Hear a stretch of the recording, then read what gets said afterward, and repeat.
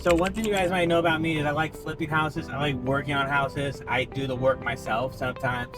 But I want to tell you guys about the one house that I can honestly ever remember throwing under the bus and telling the buyer straight up, do not buy this based on a condition of the house. So every house has like issues and stuff like that, but most of them, there's a dollar amount that you can use to fix, the amount of whatever it is.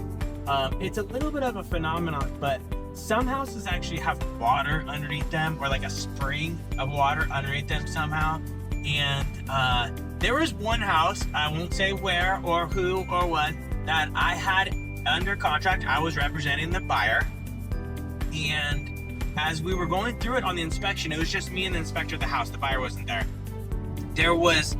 We kept seeing all these weird, like, fungus looking things underneath the house, had all this growth. And the home inspector is not a mold inspector, so they can't call out like that's mold. But it was pretty obvious to me there was mold or there's moisture all over this house. And when we were under it, we also saw there was like a spring of water underneath the house.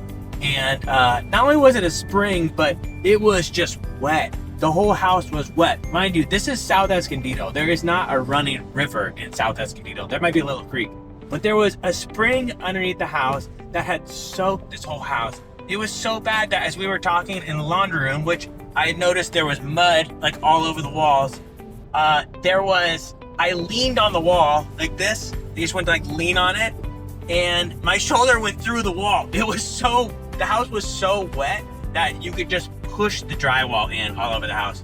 I told the buyer, look, I know you like this property, I know you like it, but I honestly cannot see like a viable solution for this house. The seller was actively hiding the water damage inside the house, and it was just insane. I was like, this whole house is filled with moisture. Yes, there's a price to buy a house like that, but let's be honest, it's about half off because that house needs to be taken down to the studs.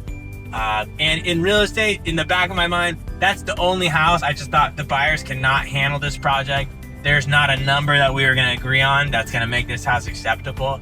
It needs to maybe it needs to be torn down, I don't know. But that is my one house that I remember throwing under the bus and saying, do not buy this house. The buyers did not buy that house. They got in another house, a lot better situation, a lot better condition, tricked it all out, and they've been there for 10 years now. So that's my little story. South Escondido, water-filled house, who would have known?